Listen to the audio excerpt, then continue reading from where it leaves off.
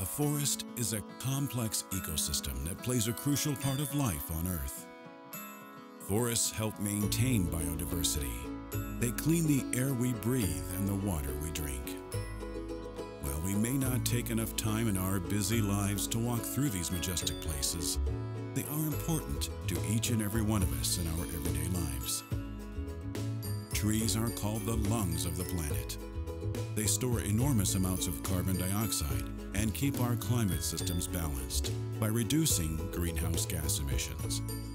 As a result, they help to lower the potential for extreme weather events like the hurricanes, droughts, tornadoes, and wildfires that have swept across our country over the last several years.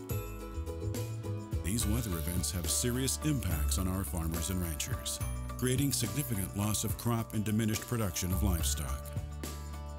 For us in food service, this translates into increased costs.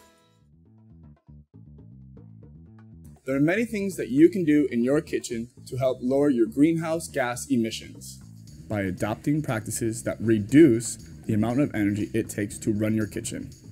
According to experts, a kitchen is 5 times more energy intense than a typical office space, with about 80% of the energy wasted. The simplest action you can take is to turn off the equipment when it's not needed.